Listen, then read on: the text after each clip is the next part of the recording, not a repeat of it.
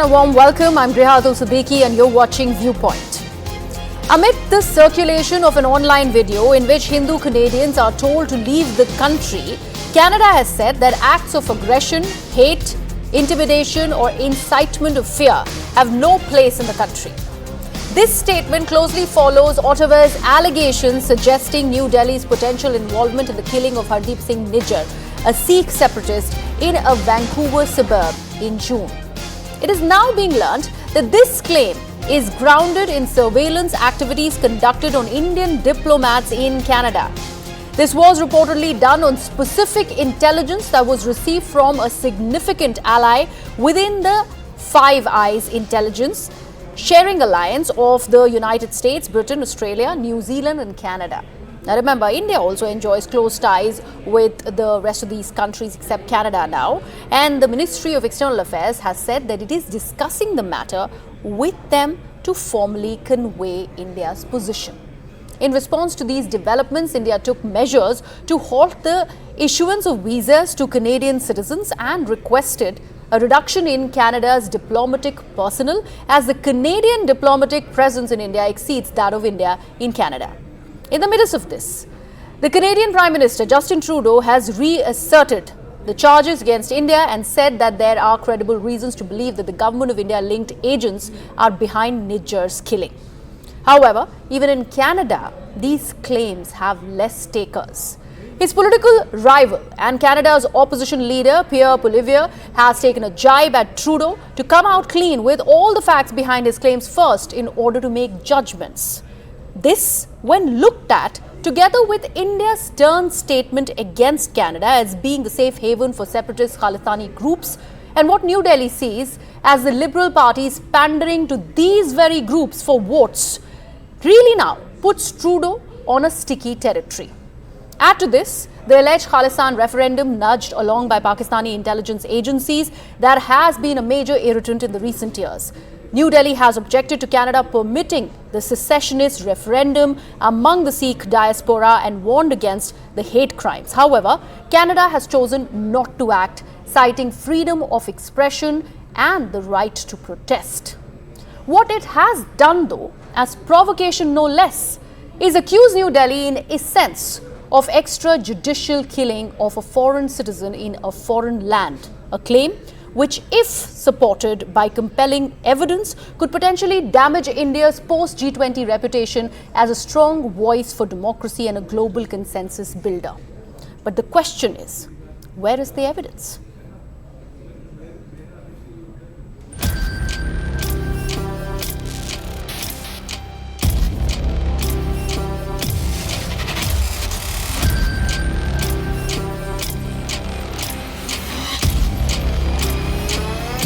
There are credible reasons to believe that agents of the government of India were involved in the killing of a Canadian on Canadian soil. And we call upon the government of India to engage with us to move forward on getting to the truth of this matter.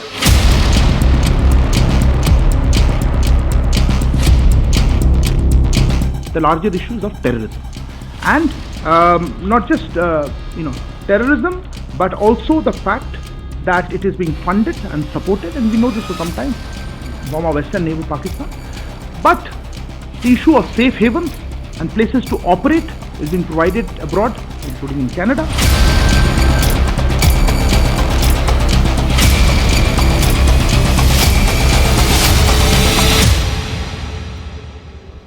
Let's first get our viewers a sense of how have the diplomatic ties between India and Canada nosedived. What was the reason for this entire posturing by Justin Trudeau and retaliatory action by both India and Canada? Let's get our viewers a sense through this piece of timeline that we have put together. Now, the first thing that has happened from the Canadian side is the expulsion of Indian diplomat over the claims of Nijjar's killing, which they have attributed to India without an evidence shown so far. In retaliation, India went on to expel a senior Canadian diplomat. So this is tit for tat action that is going on. Canada later issues travel advisory for India, claims territories like Manipur and Jammu and Kashmir unsafe for travelling for Canadians. India wants its own citizens to be cautious while travelling to Canada, and people who are already there should also exercise caution. Now, Canada later calls on India to cooperate in the murder probe. Remember, these allegations were put forth by the Canadian Prime Minister Justin Trudeau himself, where he had alleged that there were Government of India linked agents that were involved in the killing of a Canadian citizen, Hardeep Singh Nijjar, who in fact has secessionist tendencies, something that was in fact put as part of a list by India. That list was given to the Canadian authorities back in 2018, also featured other Khalistani supporters. Nijjar's name was very much on that list. Nothing was done about it. And then Canada goes ahead after coming back from G20. The Prime Minister says India was behind Nijjar's killing. Retaliatory action by India suspends visa services for Canadians. Now, we have been talking about how all of this is a forceful action that Justin Trudeau has been doing because of him being a prey to domestic politics. Remember, his is a minority government and it is being supported by the New Democratic Party, which of course has Khalistan leanings. And because of that, this entire aspect of Canada being a safe haven, what MEA has also said, for these secessionist forces has come to light and nothing really is done about it. Let's take a look at what really is Trudeau's position so far politically, only in the Canadian landscape so far. Whether it is plummeting, whether it's going higher up, this sort of stat is going to put together everything for you. If you take a look at Trudeau's party, total share that it commands is 31%. Out of that, you can see the male and female ratio, and people who are unsure of whether they like him or not are a whopping 38%. So his popularity really going down. As compared to that, his political rival Poilievre has a popularity of 40%. 43% male like him, 39% female, 18% have no response. If we talk about the NDP, Jagmeet, 22% popularity. It's very, very close to Trudeau's popularity, and his alliance with Trudeau's party is the main reason why Trudeau is in power at all.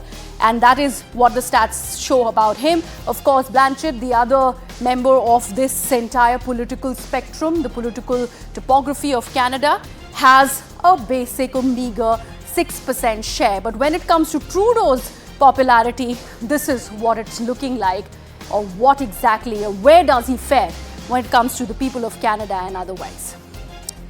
Now, on that note, let me take this across to my guests who are joining me on Viewpoint. Mr. Ashok Sajana, who is a former diplomat, is with us. Also with us is Terry Milowski, who is the author for Blood, 50 Years of the Global Khalistan Project.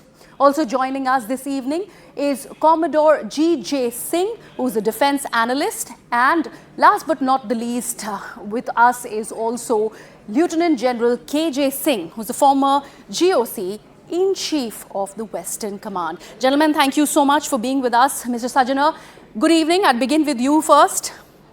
The fact that there has been a fresh statement that has come about by the Canadian Prime Minister, where he's reiterated that there is ample evidence against India, that there has been an Indian involvement behind the killing of Nijjar.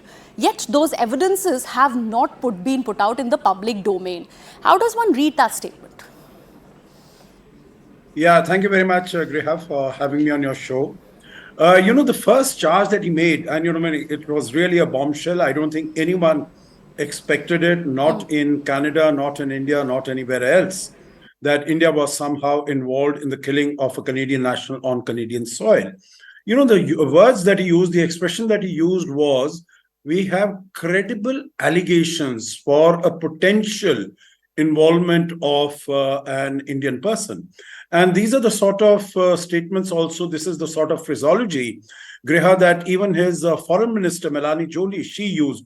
She said, if this is proven correct, and we have this indication, there is no evidence that has been coming, even as far as the press statement that he has made in New York. He has again said we have credible reasons. There is no mention of any evidence that he has over the last so many days. It's already more than 3 months since this murder took place. There has been no charge sheet that we are aware of that has been filed, Griha. There have been no arrests that have been made. And, the MEA of official spokesperson said yesterday that there is no substantive information that has been shared with India. So I think it is he is talking in thin air. He has no evidence to support his claims. And I think it is highly irresponsible and apolitical, the way he's gone about it. He's really painted himself in a corner. And the best thing that he can now do is retract his statement and, go back on his words, because he's not been able to substantiate anything of what he has said. Reha. All right. Thank you so much for that, Mr. Sajana. Mr. Biluski, I'd want your inputs here. The fact that we're talking about the domestic politics that governs Trudeau's statements and his actions currently. And right now, we also understand that there is a political party, the NDP, that heavily supports him. It has leanings with the Khalistan movement that gains ground in Canada, very much so, and evidently so. You have written a book on this. How does one read that? And also, I had just put together before our viewers on where does Trudeau really stand politically as well. Is any of this really working for him? Well, obviously, Prime Minister Trudeau is on very thin ice. He is at a low ebb, as you've already described, in the polls. And there's no question that if there were an election in Canada tomorrow, that the Conservatives would win, according to these polls. Having said that, Mr. Trudeau has sort of obviously painted himself into a corner while simultaneously putting his head in a noose. That's a very rare feat. So he's really in a bad spot. But that pressure, we should realize that pressure on him to produce the goods, to produce some evidence, comes not just from the Indian side, but domestically. And I think you've made that clear when you show the poll numbers. Now, I have a little bit of news which your viewers should be aware of, and that is, I predicted quite wrongly a couple of days ago, I think it was on your network, that it would only take a couple of days before Trudeau would be forced to start leaking information at the very least.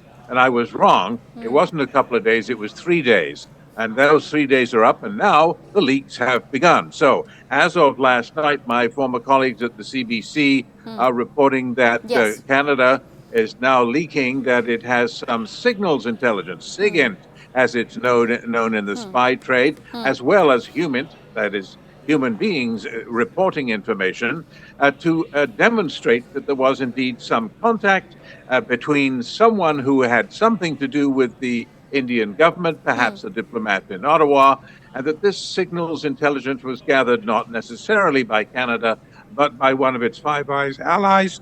That presumably means, the United States, which has, by the way, stepped up and said, no, the reporting that we were reluctant to back up the Canadians is wrong. We are backing them up, and we view all this with deep concern. So the Americans are indicating that they do stand with Canada. They haven't gone beyond that.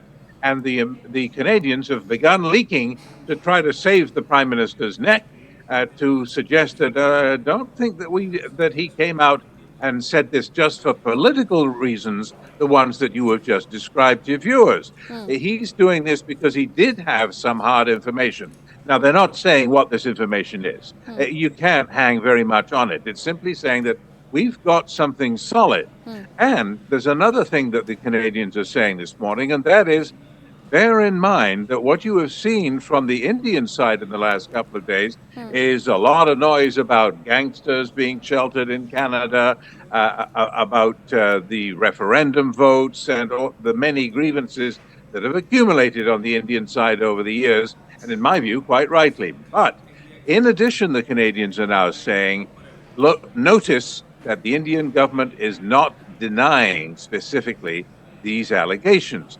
They don't do that in private. This is the Canadian claim, that it's significant to note that privately speaking, and they've been meeting for weeks about this at the official level, that India is not really denying our allegations. Now, of course, publicly they have. They've called it absurd, in the Yes, words of Foreign Minister Jaishankar. absolutely. But this is, I think, the beginning of the next phase of this, the war of the leaks. Thank you so much for that, Mr. Miliuski.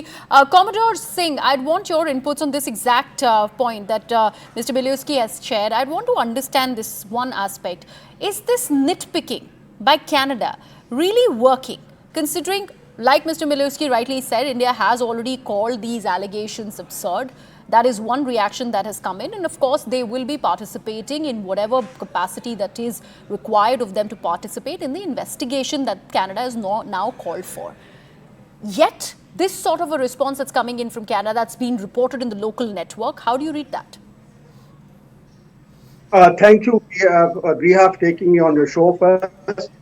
I do agree with Terry Minuski, but at the same time, I would like to say that the center of gravity of this whole nosediving of the Indo-Canadian ties lies in the unbridled statements, tongue out of Justin Trudeau, because he's totally bereft of the knowledge, of the background of the very person to whom he is asking for, who he's supporting, Nijar, who is basically a plumber turned Khalistani, a criminal and a fugitive from India who came to Canada in 1997 and obtained citizenship there in 2001.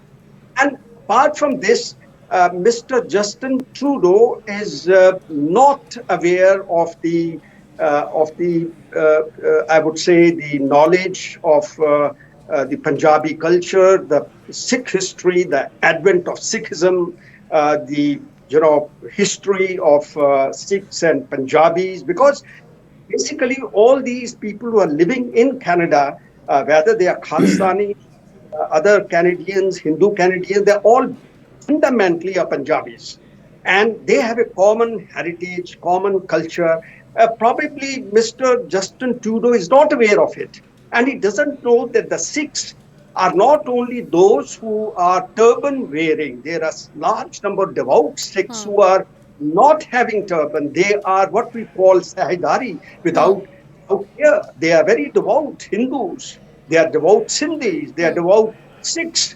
So therefore, he is totally, I would call, bereft of this understanding. Okay. And therefore, he making statements which are totally, as I put them, as unbridled in the absence of all this knowledge which he should have. He doesn't know about the culture of what we have in our country, of Vedic culture or Gita or Guru Granth Sahib or other holy books. He's just a biblical literate person. And not only that, I would say that he has not only causing embarrassment in his own country, in fact, trying to, with his statements and its government's attitude, polarizing the Hindus and Sikhs in Canada, which may trigger social unrest or tensions within his own country. He should be also aware of this fact. And apart from this, if I look at the internationally his image, the United States have refused to condemn what he wants these Five Eyes to condemn. They have distanced themselves. US has very diplomatically, in a beautifully drafted, very well balanced statement, have said that we want India to look into this matter, as the Canadian Prime Minister's claim about India's role is there, that it is critical that the perpetrators of the murder were brought to justice. UK itself, UK Foreign Minister says that it is important for a Canadian to probe, runs its course, and because the allegations are very serious. Yes. Australia only said that the matter has been already conveyed to at senior level. Yes. France has got very close Absolutely. ties. Commodore Singh, I would get to Mr. Ashok Sajjanar to weigh in on the international response so far. That's an important point that you're making. But let me also bring in Lieutenant General KJ Singh. Mr. Singh, Lieutenant General Singh, I'd like to once again understand the statement, the strongly worded statement by the Ministry of External Affairs, where they had gone on to call Canada as a safe haven that's been given to these terrorists, to these secessionist elements, to the Khalistan elements. And that is a huge statement to make. This is not Pakistan that we're talking about. This is not Afghanistan that we're talking about. This is a Western country. And calling it a safe haven for terrorists, this also is a huge blot on the face of Canada, even as it's making allegations as India, at India. How do you read that strongly worded MEA's response? Greha, firstly, Jai Hind. It's a pleasure to be on your show. Thank you. See, this thing has to be seen in the light of the fact that Canada has been allowed to become a kind of a launching base for very nefarious activities which are taking place in Punjab. We have shared dossiers with them, like even this Hardeep Singh Nijjar, who was bumped off in inter-gang warfare. There were 17 charges against him. And many of our fugitives, like this Lawrence Bishnoi gang, there is a Goldie Bra, there is a Rinda, there is a Lind, Danda, all these designated, named, against some of them, red corner notices have been issued. These people are hiding in Canada. Nothing is being done to bring them to justice or hand them over to India. And nothing is being done to facilitate any investigation by NIA. NIA team had gone there. So if you create an ecosystem and on the ploy of saying that you can have dissent, you can protest, you take out, rallies like what they did in Brampton. Yes. They took out a rally where they showed The Indira Mrs. Gandhi tableau, yeah. and all that, such nonsense you are peddling. So for us, and see, I live in Punjab, let me tell you, there was a bomb blast in a judicial complex in Ludhiana. It was traced back to Canada.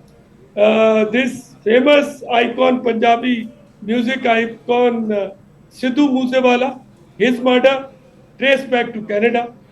So, financed there, planned there, uh, arming being done there, and vectored from there. All being done from Canada, ramifications taking place in Punjab. Yesterday also, Punjab police had to carry out searches and raids at more than 100 places. Yes. Yes, In and the ramifications people, are being felt back home. But this point that you're making, that Canada has been providing safe haven to all of these secessionist elements, and it was a grouse that was raised by India, not just in 2018, but I think this has been the simmering issue since the 1980s. Mr. Sajjanar, Yeah. when it is about the international response, and also the point that Mr. Militsky made of the Five Eyes and how there was the Canadian intelligence seeking from within that alliance, that intelligence sharing alliance. United States of America is part of that. They have been very guarded in their response because they also share a good equation, a very, very good equation with India. We are also seeing how the External Affairs Minister is going to be visiting California, and there is going to be a conversation not just around Canada, but amongst other things, a series of bilaterals. Canada and the relationship, how it has nosedived with India, is going to be a crucial one, a crucial conversation between India and US. In the face of that, how do you read these international responses that have come about? First, US, UK, and also Australia. Yeah, I think very important issue, Greha. And the way I look at it is, I would like to use the same word that you have used, that their responses have by and large been guarded. Their responses have by and large been cautious. And I think this, needs to be recognized because after all, Canada is a member of the G7.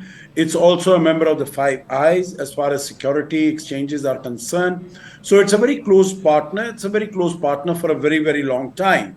As far as India is concerned, India's relations with the United States, I think they are the best that they have ever been. And for the last 23 years, starting 2000, they have been on the upward trajectory. And now, as we hear that Prime Minister Modi has also invited President Biden as the chief guest next year on India's Republic Day. So let's see what the response is. But the bottom line is that our relations are very strong, very vibrant, both on account of bilateral reasons as well as geopolitical considerations and the turmoil and turbulence that is taking place in the world.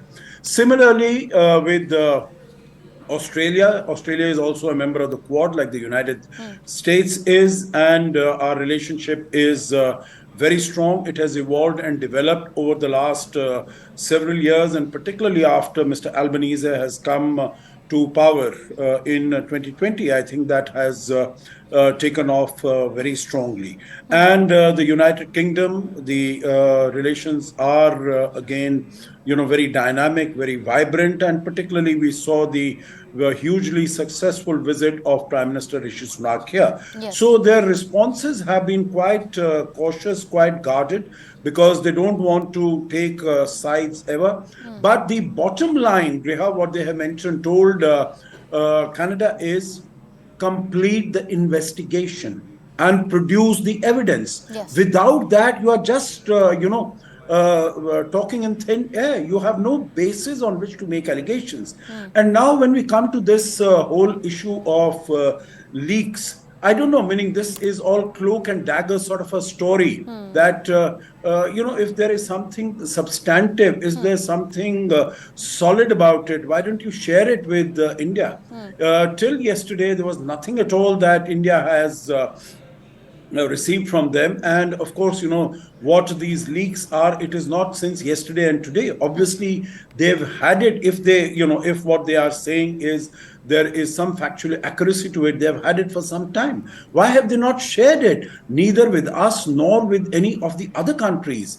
And so I think do you think this also puts the position of the countries that are part of this intelligence sharing alliance, the Five Eyes, all of them, like I had said earlier, have good relations with India. That sort of puts them in a place of concern, because they would not want to come out clean, even if there is some sort of a truth to these reports that are coming out from Canada itself through a Canadian broadcaster, and these reports are now being heavily followed. Is this at all going to be back, considering the relationship that these countries have with India? I don't think so. I think this is... Yeah, please go ahead, Sorry. Mr. Sajjana. Then I'll go to Mr. Milewski. Okay, fine. So, I think India is, in my view, and this view can be challenged by anyone that might want to. I think India is far too important in terms of geopolitical relations, as also in terms of bilateral relations, economic, technological, and strategic and defense ties. India is far too important for any of this to, tarnish or mar the relationship in any way. There might be a little hiccup, a little turbulence here and there, but I think after that, and we've seen that by and large, with the most important strategic partner of India, the United States, yes, the trajectory has been upward. There might have been sort of, some, when Mr. Trump was there, and, some issues on trade and so on and so forth. But by and large, the trajectory has been upwards.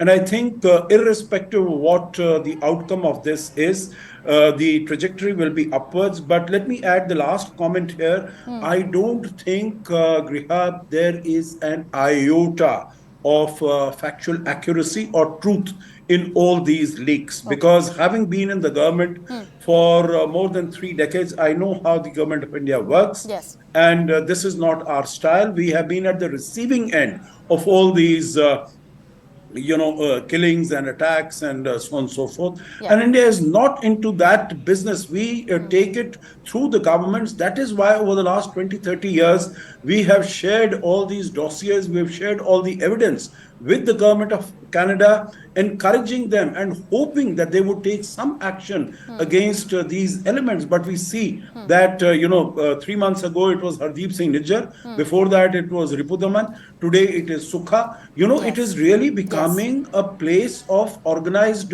violent, organized gang warfare. Mr. Yeah. Miliuski, yes, you wanted to make that point, but I'd want to also understand from you. Yesterday, the entire social media was dominated with this video that was leaked online where you'd had Pannoon really come out and get Indians who were staying in Canada to get out of Canada, fearing for their lives. That was an open threat that was put out. Of course, there was retaliation and there was a critique that was coming in from within Trudeau's party, in the wake of the comments that were made by Mr. Chandra Arya. But do you think now Canada is facing that pressure because of which these sort of actions and the recent statement that has just come out that Canada is not supportive of all of these statements has been made? And of course, this Five Eyes intelligence sharing and everything is also a part of that? I think it's absolutely certain that this is an inflection point in the whole relationship where Canada is going to be fought. No matter what happens on the specific allegations about the murder of Hardeep Nijjar, no matter, set that aside for the moment. The whole long bad history of India-Canada relations and Canada's coddling of terrorists, all of that is going to be dug up and examined, and Canada is going to have to take a fresh look at that. 20 years ago, I did a documentary for the CBC called Safe Haven, arguing that Khalistani terrorists had chosen well when they chose Canada to shelter while launching attacks within India and upon India. So it shows just how much people listen to me, and obviously not at all, because nothing changed. And now I hope that it will change, because India is completely correct to complain about.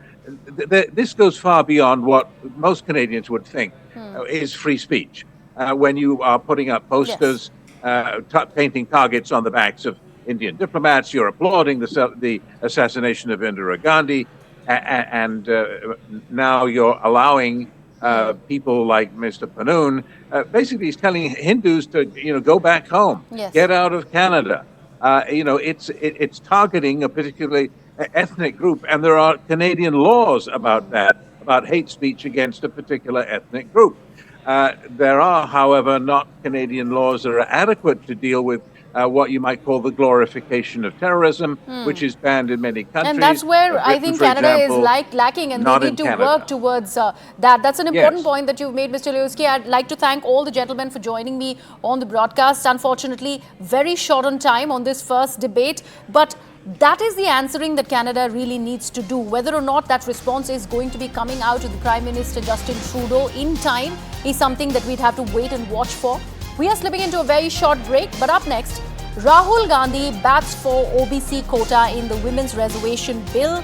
We are sharing all of those details and putting that side up for debate on the other part of Viewpoint.